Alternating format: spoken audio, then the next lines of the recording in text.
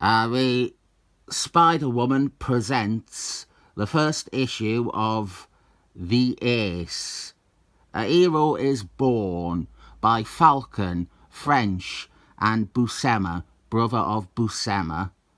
This is, well, up front, the name I have given it comes from, in the 2000s, Warner Brothers retooled Looney Tunes, and they made Bugs Bunny into an edgy, angry version called Buzz Bunny, and he looks like a ferocious demon with rabies.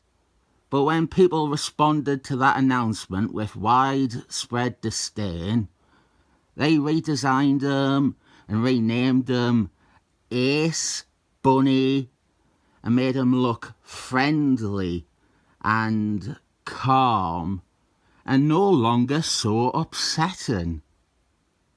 I don't think it ever got made in the end anyway. This is a hero set in the Spider-Woman universe, the Mc2 universe, and we have some interesting art here.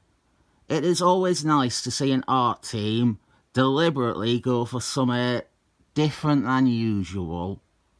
They could have phoned it in and done the exact same thing they were doing elsewhere, but they do try to give the Ace a visual identity, even if it is very much a repurposed look from another artist and another company. It feels like they are trying to do some Scoot O'Daniel's art from Dick Grayskull's title. Although I suppose he did do Daredevil at Marvel. There's Green Gobbler, Tom Falcon on Green Gobbler. I think that'll be what they're looking at. They're trying to do something like that. One of the first things I thought of this character, I didn't know him that well before reading this. I knew about his main connection to the Spider-Man mythos, but I didn't know much else.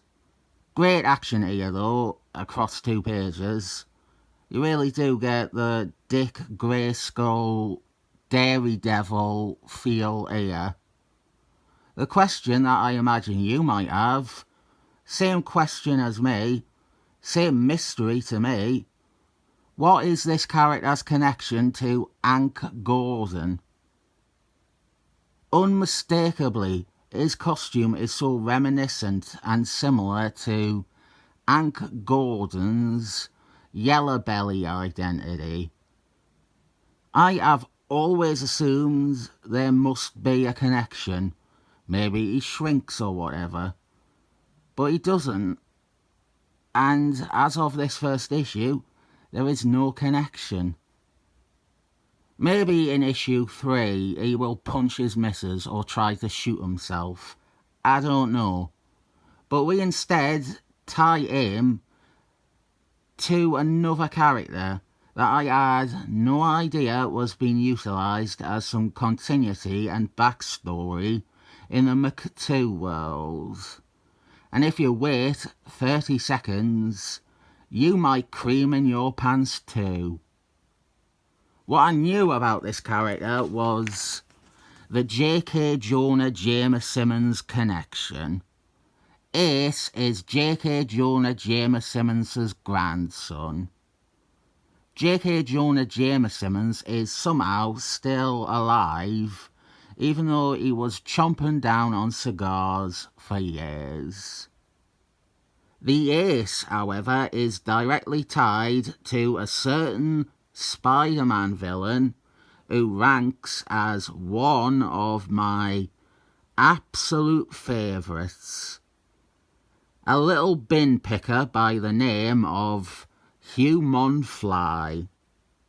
Human Fly was a dramatically underrated villain for Spider-Man. I won't talk about him much in this because there is no chance in hell that I will not be doing a tedious series of videos about how great the Human Fly is. What we need to know is that J.K. Jonah Jameson was, again, responsible for the creation of a supervillain, the Human Fly.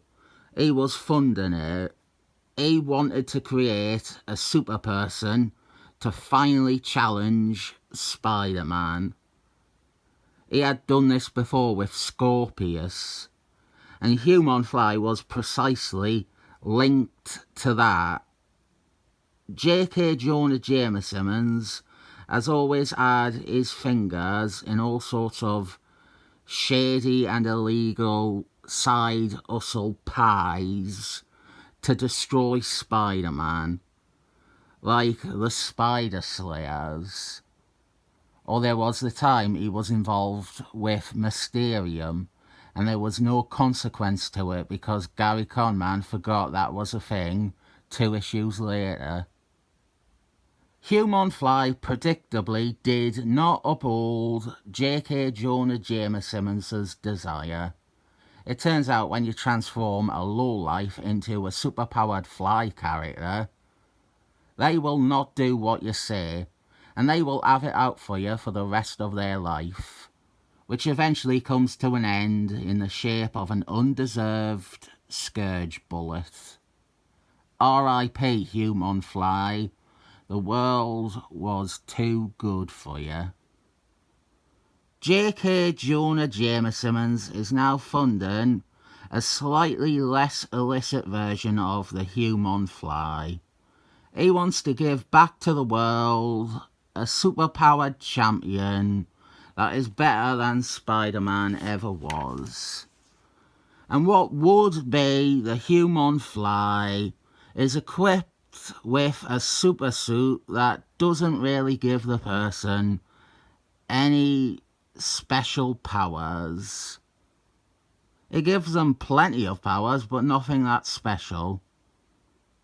Generic energy blast zaps, super strength, flight, although they don't actually mention fly in here, but you wouldn't call it Project Human Fly if they didn't fly. I should say, I have never done so before, in my intense praise of Human Fly, I need to say there is another Human Fly at Marvel, unrelated, and Marvel no longer have rights to publish it.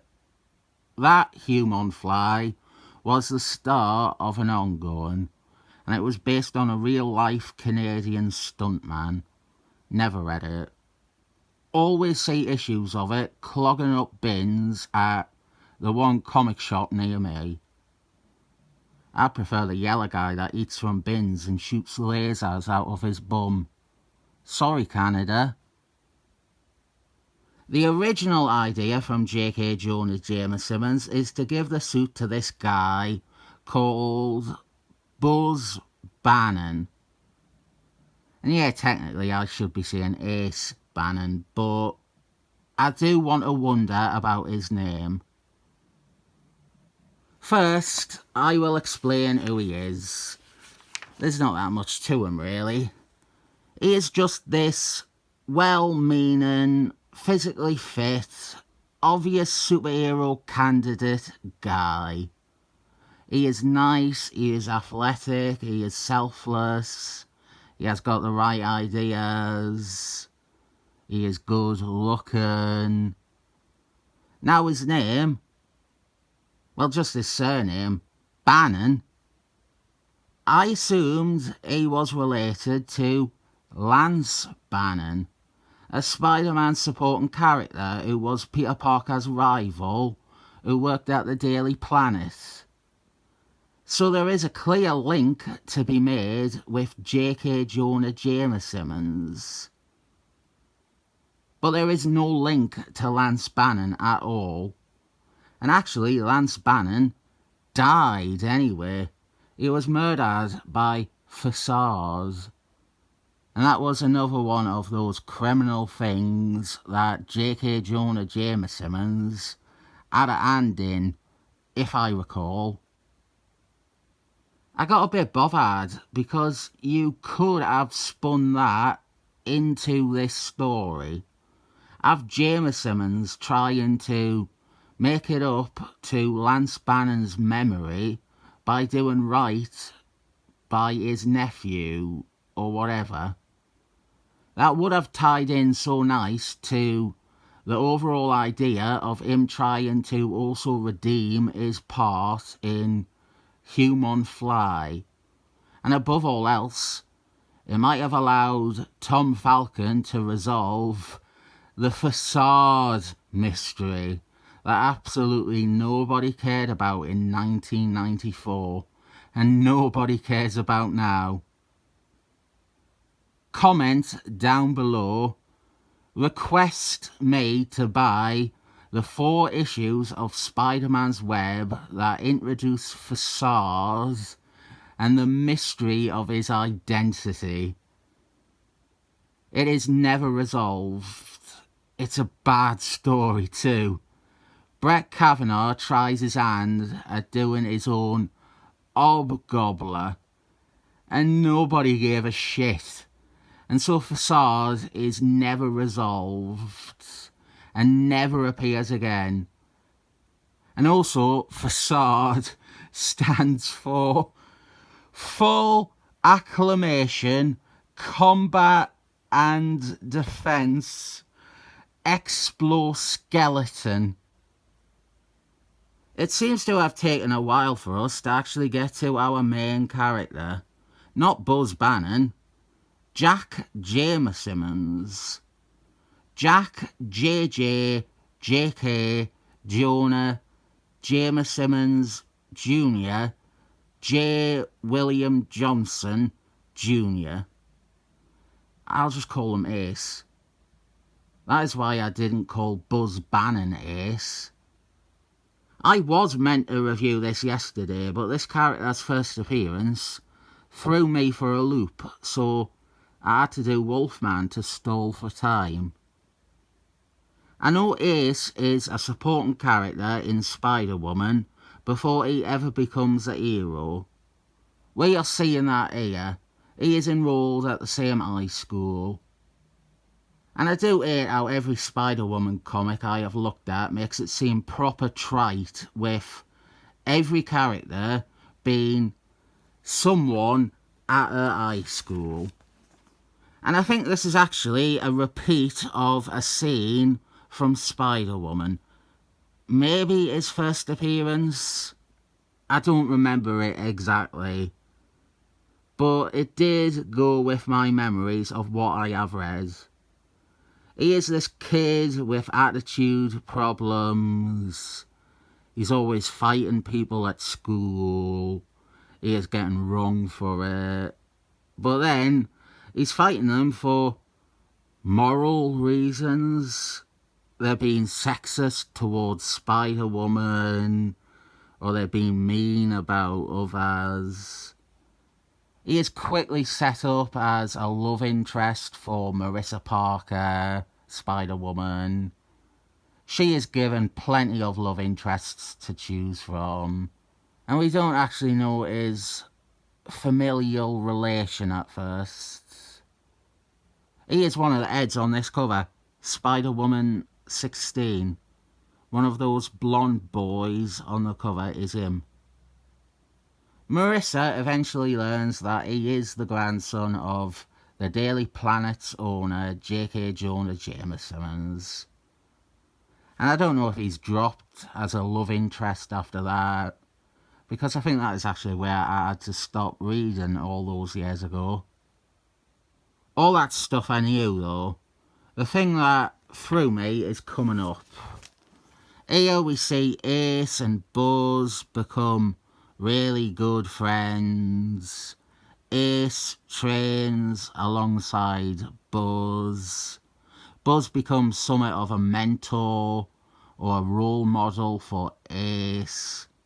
Meanwhile, J.K. Jonah Simmons is upset that the sudden appearance of a new web-slinging menace, Spider-Woman, has ruined his unveiling of the new Human Fly. This too ties into specific issues of Spider-Woman, the Daily Planet stuff. I should have said already, this first issue is fitting into gaps from the first 2 years of Spider-Woman's publication. What ends up happening is very similar to Kazor's origin, actually. Terrorists take J.K. Jonah Jameson hostage, and they want Project Human Fly for their own nefarious reasons. They take Buzz captive, and it is up to Ace and Robbie Robertson's son to try and change things. Once they make a play, Buzz seizes the opportunity to fight against his captors, but in the process he gets shot. And this takes us to our origin.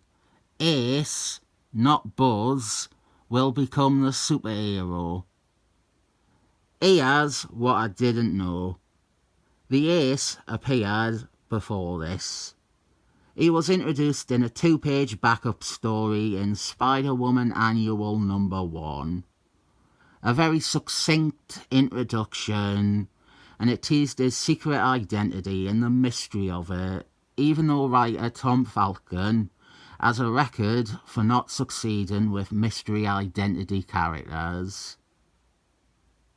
He also appeared in Spider-Woman 18, which was used to set the stage for and establish the Ace as a hero, ahead of this series, which came 4 months after that.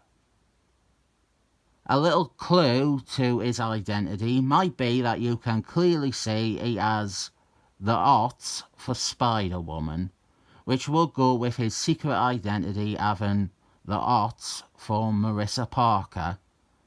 But really, there is a dozen or so characters that have the Ots for one of the two.